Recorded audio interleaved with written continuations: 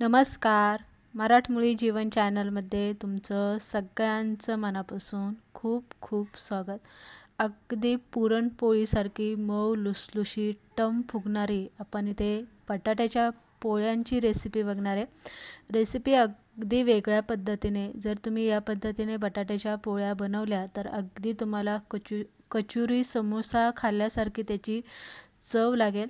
बनवण्याची पद्धत थोडीशी वेगळी आहे, कारण बटाट्याची भाजी आपण इथे जे बनवते पोळ्यांसाठी ती वेगळ्या पद्धतीने बनवणार आहे. त्यामुळे रेसिपी शेवटपर्यंत बघा आणि जर तुम्हाला ह्या बटाट्याच्या पोळ्यांची रेसिपी आवडली तर लाईक शेअर नक्की करा. तर चला पटकनी रेसिपीला सुरुवात करू.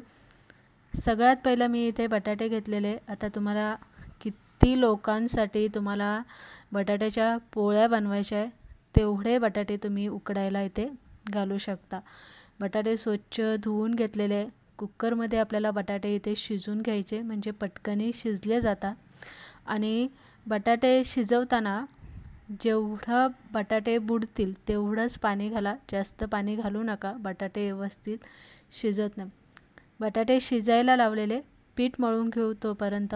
इथे मी गव्हाचं पीठ घेतलेले.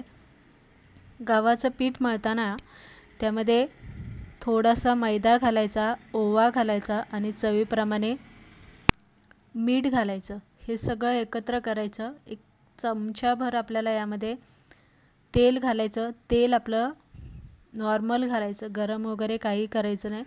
पिठाला व्यवस्थित चोळून घ्यायचं. तेल घातल्यामुळे काय होतं, जी आपली बटाट्याची पोळी आहे ना ती अगदी पुरणपोळीसारखी होते, मऊ लुसलुशीत होते, टम फुगते आणि खूप छान बनते. पाणी घालून आपल्याला पीठ इथे मळून घ्यायचे. आता एरवी आपण जेव्हा पराठे बनवतो तेव्हा पीठ घट्ट मळतो, पण आज आपल्याला हे पीठ घट्ट मळायचं नाही. तर जसं आपण साठी पीठ मळतो अगदी त्याच पद्धतीने आपल्याला ते जरासं पातळसर असं मळून घ्यायचं. पीठ मळून झालेलं आहे. झाकून ठेवून साईडला ठेवू. मसाला हिरवा बनवून घेणार आहे. हिरव्या मिरच्या घेतलेल्या आहे, आलं घेतलेलं आहे, लसूण आपल्याला यामध्ये घालायचा आहे, कढीपत्ता आपल्याला यामध्ये घालायचा आहे आणि त्यानंतरनं धने 2 चमचे धने घालायचे. जिरे आपल्याला 1 चमचा घालायचा आहे. बडीशेप आपल्याला 1 किंवा 2 चमचे घालून घ्यायचं आहे. मिक्सरला आपल्याला हे पाणी न घालताच वाटून घ्यायचं. त्यानंतरनं सगळ्यात शेवटी आपल्याला कोथिंबीर यामध्ये घालायची आहे आणि कोथिंबीरसुद्धा आपल्याला अशी वाटून घ्यायची. हा झाला आपल्याला हिरव्या मिरचीचा ठेचा. बटाटे शिजले होते, सोलून घेतले. मॅचरच्या साहाय्याने बटाटे आपल्याला फोडून घ्यायचे, म्हणजे एकदम पुरणासारखे बारीक असं आपल्याला हे बटाट्याचं सारण इथे बनवायचं आहे. कढईमध्ये तेल घालून त्यामध्ये जिरी, मोहरी, हळद, हिंग आणि कढीपत्ता घालून घेतलेला आहे. त्यानंतरनं मिरचीचा जो आपण ठेचा बनवला होता, जो मसाला हिरवा मसाला यामध्ये घालायचा आणि तेलामध्ये 1 मिनिटभर आपल्याला हा इथे परतून घ्यायचा. त्यानंतरनं यामध्ये आपल्याला बटाट्याचे आपल्याला जे फोडून घेतलेले ते बटाटे आपल्याला यामध्ये घालायचे. मीठ मी यामध्ये थोडंसं मीठ घालून घेतलेलं आहे. हिरवा मसाला परततानाच आपल्याला थोडंसं मीठ घालायचं आहे, म्हणजे त्यामधला जो अळणीपणा असतो तो निघून जातो. आणि त्यानंतरनं आपल्याला बटाट्याची भाजी यामध्ये घालून घ्यायची. आता तुम्ही किती लोकांसाठी तुम्हाला बटाट्याच्या पोळ्या बनवायच्या आहेत तेवढे तुम्ही इथे बटाट्याची भाजी घालू शकता.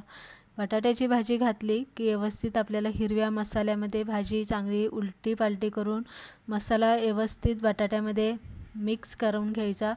त्यानंतरनं दुसरे मसाले आपल्याला घालून घ्यायचे कोरडे. ते जिरी पावडर, धने पावडर, गरम मसाला, लाल तिखट आणि कांदा लसूण मसाला एवढे मसाले आपल्याला यामध्ये घालायचं. वरून थोडंसं कच्चं तेल घालायचं.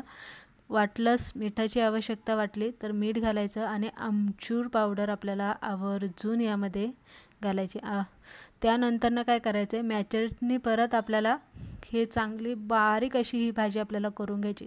अगदी पुरणासारखी बारीक करून घ्यायची. बटाट्याचं एकसुद्धा अशी छोटीशी फोडसुद्धा त्यामध्ये राहता कामा नये. तर इथे बघू शकता एकदम पुरणासारखी मी भाजी बारीक अशी करून घेतलेली. कारण आपण इथे बटाट्याच्या पोळ्या बनवते, त्यामुळे जे सारण आहे ते सुद्धा आपल्याला पुरणासारखंच बारीक करून घ्यायचं आहे. थंड करायला ठेवायचं. थंड झालं की आपल्याला परत एकदा चांगलं सारण मळून घ्यायचं. बघू शकता एकदम पुरणासारखं बारीक झालेलं आहे. त्यानंतर पुरणासारखेच आपल्याला छोटे छोटे याचे गोळे बनवून ठेवायचे, म्हणजे आपल्याला पीठ किती घ्यायचं त्याचा अंदाज येतो. छोटे छोटे गोळे इथे मी बनवून घेते. जेवढ्या तुम्हाला बनवायच्या आहे, गरमागरम खायच्या आहे, तेवढ्याच तुम्ही इथे बनवून ठेवलं तरी चालेल, किंवा हे बनवून ठेवलं तरी 2 दिवस हे फ्रीजमध्ये आरामात सारण राहतं. परत एकदा पीठ आपल्याला तेल लावून चांगलं मळून घ्यायचं. पिठाचे सुद्धा आपल्याला छोटे छोटे गोळे इथे बनवून घ्यायचं. बघू शकता पीठ जर जास्त वाटलं तर तुम्ही नंतर उंडा जेव्हा बनवून घेतला तेव्हा एक्स्ट्राचं पीठ जे तोंड मिळवताना वरती निघतं ते काढून टाकायचं. अगदी पुरणपोळी जशी आपण करतो अगदी तसंच आपल्याला याचा उंडा बनवून घ्यायचा आहे. पिठी लावून हलक्या हाताने पोळी आपल्याला इथे लाटून घ्यायची. जितकी तुम्हाला पातळ लाटता येईल तेवढी ही पोळी तुम्ही पातळ लाटू शकता. आधीमध्ये पिठी लावत जा. अजिबात बटाटा पोळी जी आहे आपली ती फुटलेली नाही. गवळी गवळी असतानाच उलटून घ्यायची. नंतर तुमच्या आवडीनुसार तेल तूप लावून तुम्ही चांगली खरपूस अशी ही बटाट्याची पोळी इथे भाजून घ्यायची. बघू शकता छान अशी टम फुगलेली आहे, फुटली नाही आहे. कलर जो आहे तो छान असा आलेला आहे.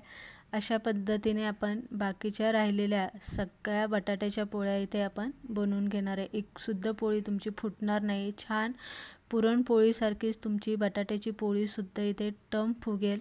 आपण कितीही पातळ पीठ लाटलं तरी जे सारण आपण बनवणार आहे, बटाट्याचं बनवतो, ते खूप पुरणासारखं बारीक असं मॅचरने बारीक करून घ्यायचं.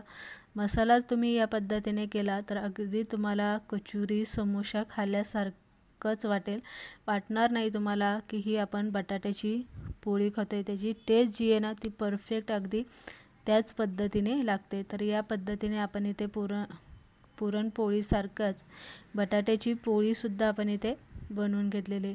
फक्त आपण काय केलेलं आहे, अगदी बटाट्याचं सारण इथे केलेलं आहे. नाहीतर सगळी स्टेप आपली जी आहे ती पुरणपोळीसारखीच आपण इथे बनवून घेतलेली आहे. बघू शकता किती छान दिसते, मऊ लुसलुशीत दिसते आणि सारण जे आहे ना ते अगदी कडेपर्यंत पसरलेलं दिसते. तर अगदी साध्या सोप्या पद्धतीने आपण इथे आज बटाट्याच्या पोळ्या कशा बनवायच्या ही रेसिपी बघितलेली. तुम्हाला ती कशी वाटली हे कमेंट करून नक्की सांगा. आवडली असेल तर लाईक करा, शेअर करा आणि तुम्ही कशा पद्धतीने बनवताय ते कमेंट करून नक्की सांगा. परत एकदा अशीच नाश्ता रेसिपी घेऊन भेटूया. तोपर्यंत मस्त खात राहा, मजेत राहा, स्वतःची काळजी घेत राहा.